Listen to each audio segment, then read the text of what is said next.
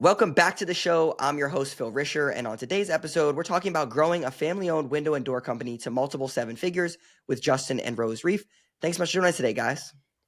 Thanks for having us. Absolutely. Yeah, for sure. So, if you could maybe take a minute or two, give us a quick bio. Like, how did you get to this point as far as like starting a window and door company and grow it to this point?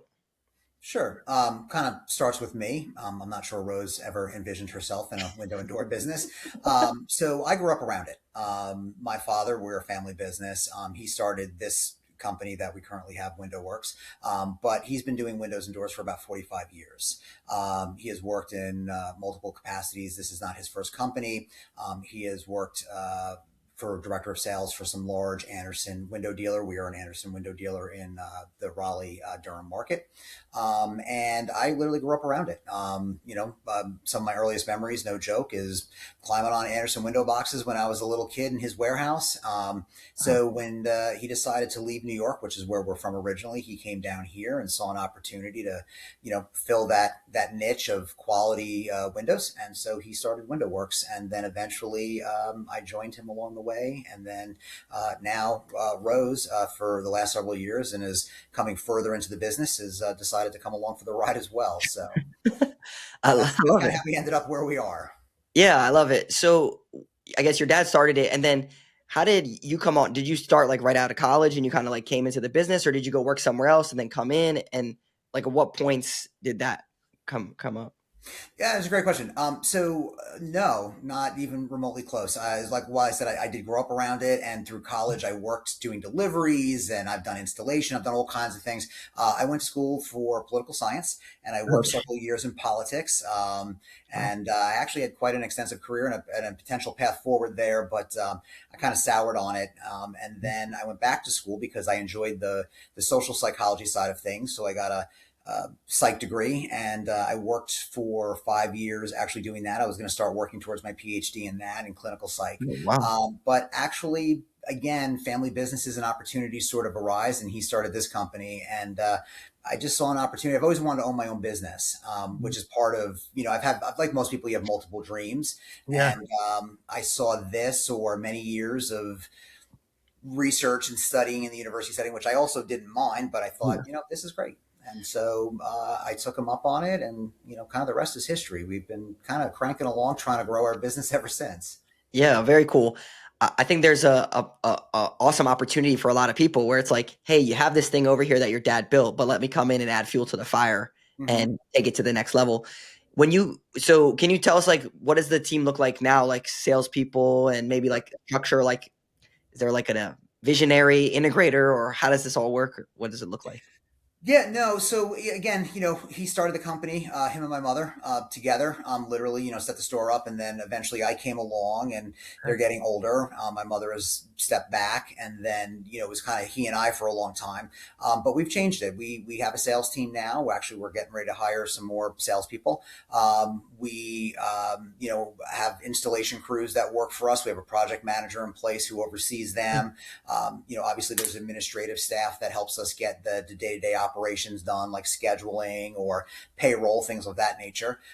Rose is working as our marketing and brand manager, but she's part of our leadership team. So really there's no aspect of the business that she's not involved in at this point. My father, Jeff, is still involved every day. He loves it. He doesn't really want to retire. And it keeps him spry. So we meet weekly in our leadership meetings, and we have a fractional CFO. We have a wonderful marketing company that we work with now. And shout out to Flash. Thanks. I cannot recommend enough if you're listening and you're not working with Flash. And we've really gotten some great people in place, better CPAs. We've leveled up our game in those areas, and bookkeeping and things like that. So that's sort of where we are, and we're continuing to move up those ladder rungs. Awesome. I love it. I think usually around like the $2 to $3 million mark, it's like you can kind of sell to that point, but then you got to buy back your time and invest in building the team. Can you Mm-hmm. talk a little bit about like hiring your salespeople? Because it's not just you and your dad selling, but like hiring salespeople, building out a sales system. What metrics? Like, what did that look like, and how has the experience been, or what's Sure. the lessons learned through that process? So one of the things that I've spent the last number of years trying to learn is how to run a business, right? You can get an MBA and it's not going to teach you the real Yeah. day-to-day operations of a business. And I think anybody who owns a business understands that.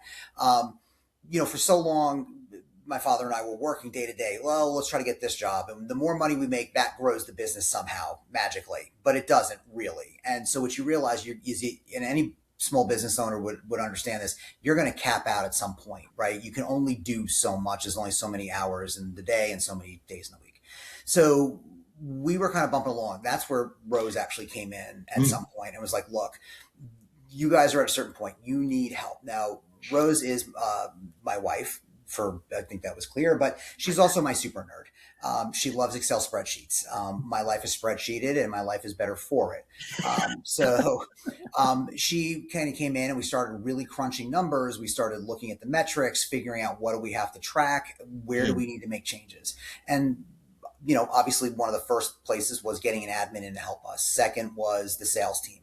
We can only sell so much. You can only get in there. And you also, like you said, you buy back your time, because if I'm not doing the day-to-day sales operations with my clients, it allows me to then turn around and do things like marketing, grow the business by focusing on the internal metrics and processes and procedures that we've now continue to put in place, but have been putting in place since we started this real growth process. Probably, what do you say, about 4 years ago? Yeah, about 4 years ago, we really started to develop a sense of where we wanted the company to go.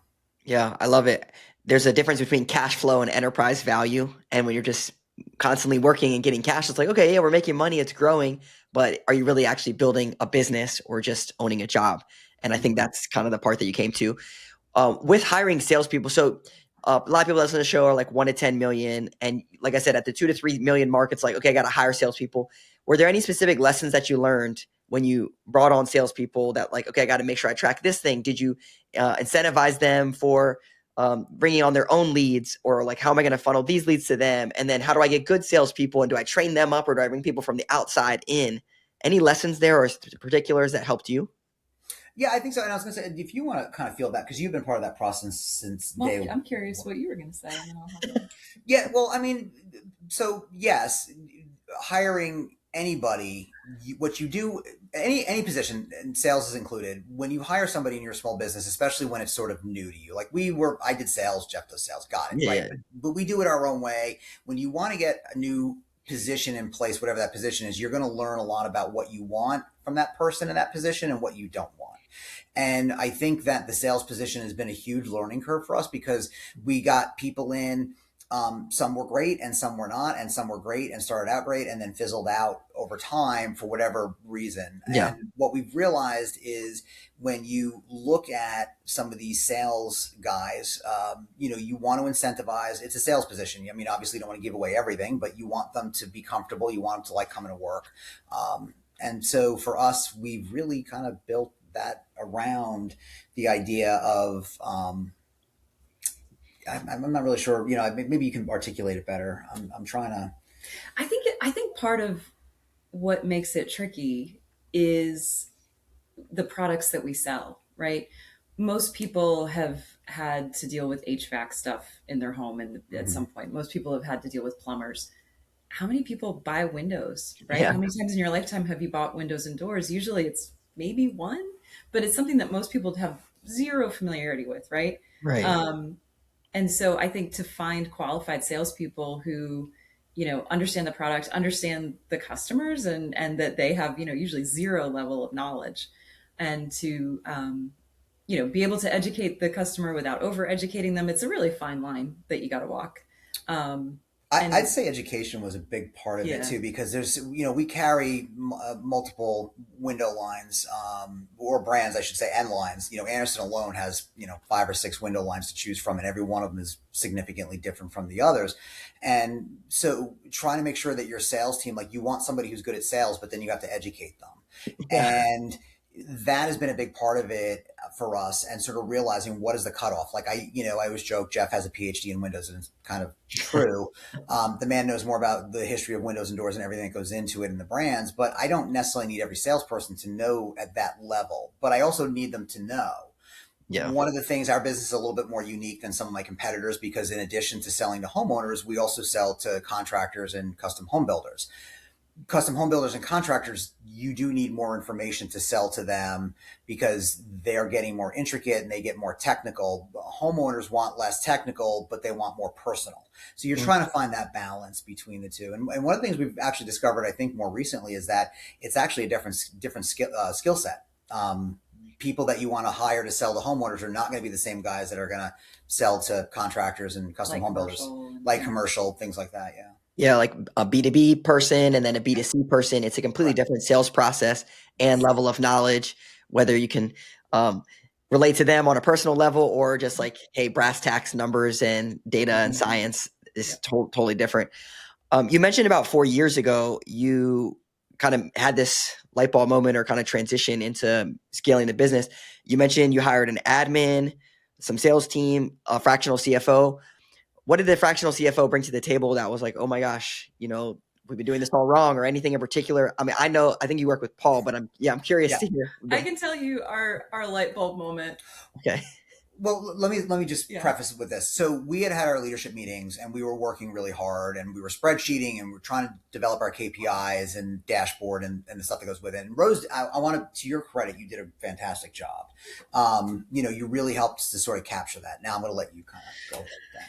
Well, we were meeting with our CFO and we were talking about, we really want to grow this business. We see so much potential. We're building a great team. Why? Basically, we feel like we're working pretty hard at this, but we're not necessarily seeing the payoff that we would expect at this point. And he's looking at our P&L and he's just going through stuff and he's like, well, I literally don't see a line on here for advertising. We've grown entirely to this point by word of mouth, which is great. But also imagine how much we could kick it off if we were actually telling people, "Hey, we're here." And so that for us was like, wow, it's really great move to bring this guy in to point out this very obvious thing that the three of us should absolutely have seen sooner. But we did, and then we started working with Flash, and things have been great. Yep, that's how we kind of actually literally landed on your doorstep. Yeah. Oh my gosh, that's funny. I think a lot of times, like good quality businesses, they do the right thing. They get referrals. They have good salespeople so they can sell. But then they don't actually. They get to a point, and then they're like, okay, well, I should be doing actual marketing, like going out, running Mhm. ads, creating content, doing emails, right? All of these things that it's just with naturally good sales, you're going to get referrals coming in. You're going to sell. You're going to close, and it's a testament to having a great business. But then when you actually do marketing, it's kind of fuel on the fire on top of Yeah. it, which is great. As far as like the growth trajectory for the business, you've been mentioning these leadership meetings. A lot of times people to go from like 3 to 5 million, they have to really professionalize the business, get, heads like a sales head, an ops head, a finance head, and then have these like leadership meetings with KPIs. What are some of those KPIs that you're looking at and metrics inside of that meeting that is going to help forecast for growth? Sure. So one of the biggest is making sure that we maintain our margins, our gross profit margins. Biggest one. That's the one that we've repeatedly struggled. It's the wave that you're constantly trying to push back against and making sure that we don't compromise or sacrifice. And it's also the one that runs through when you start looking at the business as a whole. Is this person or are these products being sold correctly? Are we paying people correctly in order to maintain that? Obviously, you want to attract good talent. You want to offer, benefits and things of that nature. So all of that obviously costs money. So then the question is your pricing right? And that's one of the biggest things. So, but it all comes back to the profit margins. So it's all about the percentages. And if you don't make the money, then you're not going to be able to grow your business. And I think that, to me, at least, that's the one thing that of course, these leadership meetings, we talk about lots of other things and Yeah. intricacies and budgets, but that's, to me, that's the biggest one. From several KPIs, though, we were able to make strategic changes to the business. So Oh looking yeah, at our huge. average ticket and saying, okay, it's good, and obviously these are high ticket items that we're selling, but what could we do to improve it? We realized we were having a lot of people, and again, us just kind of bumping along without Paul's knowledge as a CFO. Yeah. We did not offer any kind of financing up until a couple years ago. And so then we were looking at our average ticket and realizing a lot of people were sort of splitting their jobs, saying, well, I'll do these windows this year, and then maybe in a couple years I'll come back and do the backside of the house or whatever. And really for the customer, that's not what's best, because every year these manufacturers have a price increase. So if we can get them all to lock everything in now, they're actually going to get the better deal. They feel like they're saving money because it's less now and less later, but overall, it costs them more. Yeah. So looking at, okay, can we offer financing so that people are able to, Hmm. do everything at once? It helps our customers and then it increases our, average ticket. So that was one that led to a big change in the business. I think Hmm. looking at our sales cycle, at how many days it was taking us to close deals and realizing, you know, yeah, it's a little trickier than like an HVAC system, for example, but we probably can quote this in house. We probably can, bring an iPad with some really, good tech on there and show people what we can offer them and go ahead and close the deal right in the house. And that just makes it so much easier for our customers. So, I was going to say, and the other thing that I would add to that too, and this was about 4 years ago. This was actually one of the first things we did, and I cannot stress this enough to really any business owner. I don't care whether you're home based service or not, is having a solid CRM system in place. Mm. It is critical to your business to have it, especially in a home based service business. Our business has so many moving parts. I could not, we've been in business now, 18, 19 years. We've had a CRM system for four. I don't know how I went that long without it. I don't know how I went that long without understanding what it was. And now that I have it, I could not imagine, not having it in place. It is critical that you get a good CRM system. There's lots of them out there. You have to find one that fits for you and your business, but yeah, and I think because that CRM system too, it tracks analytics, it tracks sales, closure rates, it interacts and connects to marketing. Right, we use it for with our marketing team Yeah. and scheduling clients and all the things that go along with it. Is the center of our universe now. Everything else orbits around it. Yeah. Y'all use Pipedrive, and then do you have any other project management softwares or anything that you use? We actually just onboarded with a company called it's called Company Cam. Oh yeah. It Yeah. allows us to help manage and work with our subcontractors, as well as you guys had recommended it for a while because we can Yeah. do pictures and directly stream them into our website. However, it's actually pretty versatile. It allows us to collaborate with our subcontractors. If they're on the job, they can take pictures. We can do pictures. It allows us to assign jobs with information. It's a pretty neat. We're still learning it. It's literally brand new for us, but it's and of course it also integrates with Pipedrive, which is yeah. Yeah, cool. I think it's cool you can get the pictures with Company Cam, but one of the really cool thing is you can build checklists in there to have people take Mhm. pictures of things, and you can build it into your SOPs. And especially when you have subs, you can hold them accountable to utilizing this Yep. tool so you can see what's actually going on, which is a game changer for a lot of businesses. yeah, their AI walkthrough feature is pretty rad. It Yeah. was really pretty neat to see that function. Ki- And that leads me into to the other thing too with that we've done over the last and actually I'd say over the last like 12 to 18 months has become huge for us is trying to utilize AI whenever we can, wherever and whenever. We've had some successes with it and we've had some failures too. There's a lot of products out there, so again you kind of have to filter through what works for you or doesn't, but we use AI, just building those standard operating procedures. If you have an idea, like I said, bringing a project manager on was really just a new position for us in the last month. And we were trying to come up with, the person we hired has a lot of experience and understood this is a new role, so they're helping us develop it. But prior to that, I was trying to come up with some things. We sat around 45 minutes Saturday morning, typed in all the things that in our head. It was a giant run-on paragraph sentence of like, these are the things that we know the project manager needs to know, and we ran it through AI and developed a checklist. Mm. 45 minutes. I mean, if you're doing this by hand, hours. So Yeah. whatever your business is, look at AI in ways to automate and also help save you time. It is such an amazing tool. And be nice to it because it'll probably remember you when it takes over. So Yeah. I would say please and thank you. Yeah. I think one of the coolest things is you have all the stuff in your brain and it can come alongside you and just refine everything that you have in your brain into something that's contextual and it makes a lot Yes. of sense.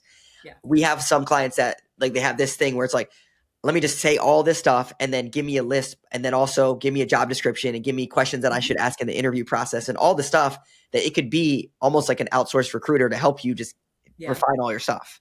So I really love that. Have y'all done anything with estimating with using AI or I think maybe phone answering or any other things inside of your So business? our hiring, actually, we use a company called HireBus, Okay. and we used them previously with some early onboarding, and then we didn't use them for a while, and now we're back to them, and they've completely overhauled their system with AI. Mhm. Okay. It's fantastic. They do an AI phone interview, phone screener with Mm. folks and give you a whole, personality map basically of, this is what the person said on their resume. And, oh, here's a potential catch where when they talked about it in the phone screener, it actually didn't sound as detailed as what they made it sound like on the resume. So be sure to ask them about that. So it basically gives you, here are the things you need to check on with this person. How well suited are they personality wise to the job? And then how well does their resume and experience match the job based on the Wow. AI phone screener? It was amazing. So we, would sit down to somebody. The first time we're interacting with them is at their in-person interview. They've already Mhm. been, Wow. resume checked and screened by AI. Um, and we had a list of, specific things, potential red flags with this person to look out for and dig into. It was Yeah, that's really cool. such a Well, breeze it compared yeah, to, it was interesting because we didn't, like Rose said, we didn't use them for a few months, and then kind of jumped back into it, and it was a huge upgrade. And like again, Wow. AI moves very quickly, and it was a huge upgrade in like 3 4 months, something like yeah.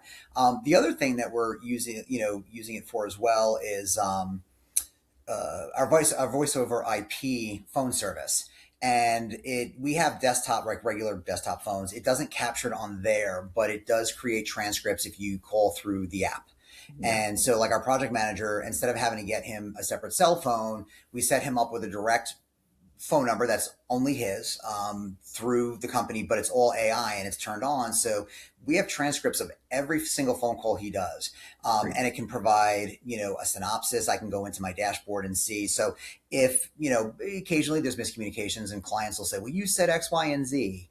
We can go back and look at that, but I can also pull out a synopsis. I don't have to necessarily, read or listen to a phone call that's 10 minutes. I can get a quick little breakdown of what occurred. Which is Yeah. also great. And that's actually going to be probably going forward, I think, because we're going to be probably transitioning out of our physical workspace to a bigger space. I think we're going to probably transition straight to computers and start moving away from like actual desktop phones, because everything it's not needed. And I can then capture every single phone conversation. There's no, ambiguity about what somebody might have said or didn't say. And that also integrates into our pipe drive system, where the Oh, desktop phone version doesn't. nice. That's so good. Then every single client record will have the phone call attached to it. So then you'll be able to know and line it up and just go back and listen to the Yeah. call. Mhm. One of the cool things about call recordings is you can take all the call recordings for that team member and then put them into ChatGPT and say, like, this past week, what are all the things that I need to coach this person on? And Mhm. you have good coaching out for, yeah. Is that what Rose is doing? No, well, actually, she did something very interesting when we were doing an interview. And again, this is something that's anybody can do. This is not going to cost you anything. Please take it. This was brilliant. We thank you. We recorded the interviews, and then I explained to, I use Gemini. I said Yeah, like yeah. this, okay, I'm Rose, Justin, Jeff, so everybody is, make us better interviewers. Listen to the interview Mhm. and tell us how we could each improve our interview skills. And so, we went through, I think, a 3 week round of interviews before we did second round. And by second round, I would say we'd all improved vastly, because then we just kept saying like, okay, we took that feedback, Wow. listen to this one, keep making us better. Well, and the other thing, well, it did, and and it was like, okay, Jeff talks a little bit too much. I have that similar problem, but then it was like really kind of broke down each person's role, including the fact that like Rose, you didn't, you don't speak as much, so you may want to consider jumping in more. The other thing that it did, which was fantastic, was it also generated questions to ask in the interview. It was Mhm. like, hey, based on the things you're saying, you may want to consider. And then that gave us a basis, going forward to ask, whatever it was, about 10 questions roughly came up with, which was great. And it didn't, again, it was Gemini. It was the free version, didn't cost anything. It was on her phone. And so, yeah, there's a lot of free stuff out there too. If you don't want to spend the money, or if you don't have the money and you're a small Yeah. business and you're trying to grow, there's a lot of great opportunities out there where you don't have to spend a lot of money to use some of these tools. Yeah, I think it's the creativity of just trying it and getting it working into your normal workflow, and then it's like, "Oh, I could use that over here. Oh, I could ask it this. Oh, I could do," and then it's just like, okay, all this stuff, just kinda like what you're saying, just snowballs. Yeah. Um, I love technology. And that's the other word that I've learned. It's my new lexicon, or it's in my new lexicon, is tech stack. tech stack, hey, there you go. What's the tech stack looking like? I love it. As far as, trajectory, growth, goals for the company, what's the goals, in the next couple years, or what do you see? What are you building towards? Anything to share on that? Why don't you start? Because I feel like I've sort of dominated the conversation a little bit. Sure. I think our goal is to refine what we're doing in terms of customer experience. Mm-hmm. Earlier today, even we had this issue come up. We have it in our contract that we don't fill nail holes in paint. We're not painters. That's not our expertise. And it happens all the time that people are frustrated by that. They're like, wait a minute, I didn't see that little line in the contract. Like, I missed that. Nobody told me that. I wasn't expecting that, right? And so finally, we at our leadership meeting this morning said, why can't we make that happen for people, right? Why Mm. can't we do a better job of saying, hey, we're not going to do it, but we can sub it to somebody and have it scheduled right on the back end that, when we finish your installation, we'll have painters come in, and if you want to pay for that, great, and if you don't, then you just get the standard, right, and you'll figure it out yourself. But just really trying to look at every aspect of how we're touching people's lives. I mean, they're letting us into their homes, their biggest investment, making one of the biggest investments that people make into their biggest investment. Windows and doors are not cheap when they're done well. Um, and so we really need to just be delighting people and taking more care and making sure they know exactly what to expect. Because again, most people have no experience buying windows and doors. If I go buy a car, I kind of know what to expect. I know how this is going to go. But buying windows and doors is something completely foreign to most people. And we just want to make it a little less scary and a little more, As fun as buying as windows and fun as doors fun. can be. Yeah. And to Rose's point, we have made a lot of changes over the last number of years and some big ones very recently. And the changes we've made are scary and they're new and you're trying to work through them, but they're better for the company long term, right? So we can scale the company. It gives us it took some constraints off of us and allowed us to grow. And one of the things in this particular conversation, again, the customer's not happy. And in this particular case, the guy looked at his contract and said, yes, I signed it, but still not happy, right? So we're looking at it. We're going to work with them, but it is a common thing that comes up. And we actually have two things in particular. And we were looking at it today and said, okay, in almost 20 years of business, there's two things that have been a recurring theme that have grated on customers over the years that we do. How can we do this better? I want my customers to be happy. And it's not a BS line. I legitimately want them. I sell really solid products. I don't sell anything that I don't believe in. Any product I sell is a top quality product. You're not going to have to worry about replacing your windows and doors again. It's solid. But there's the customer service side. What can I do to make you happy? And there's a really good example. And I will fully admit, I've not always been the best at customer service in that sense. I mean, like anybody, you're tired. It's the Yeah, end of yeah. the day. You just want to go home. What can I do to make you happy? Just kind of leave me alone. Well, a couple of weeks ago, there was a woman who came in. She had bought a door from us, and it was actually something very simple. She loved the door, loved the installation crew, was very happy with all of that, but somehow she didn't get a door screen. She missed it. And she came in. She was very unhappy. And the salesman was out that day. I was late in the day. I was there. She came in. She was older. She said, can I sit down? I pulled out a chair for her. And she just wasn't happy. She said, I don't understand. It kind of ruined the experience for her. I thought I was getting a screen. Why wouldn't you sell me a screen? And I said, in this market where we are, there's a lot of factors. A lot of people actually don't want screens. I come from New York. Everybody gets a screen. No question. Here in the Raleigh-Durham market, there's a lot of reasons. It's too hot. People don't open their windows. There's pollen, etc. But I sat and I listened to her. And while she was talking to me, literally going through my head was, I'm not going to let her leave until she has a smile on her face. Mm. And I said, I'm sorry. And I said, legitimately, it ruined your experience. I didn't want it to ruin your experience. And so I told her, I said, I can get you a screen. What is it going to cost me? I said, it's not going to cost you anything. I'm not going to charge you for a screen. I want you to be happy at this point. You thought you were getting it. It's fine. And I said, as soon as it comes in, we're going to come out and we're going to put it in. We're going to take care of it. And she was very thankful for that. And we started talking and I said, I'm going to take care of it. I want you to be happy. And then somehow, I don't know, she started talking about her dogs and Jeff came in and Jeff loves his dogs. And they started talking and showing each other pictures. And by the time she left, she was Merry Christmas, Happy New Year, have a great day. And she had a smile on her face.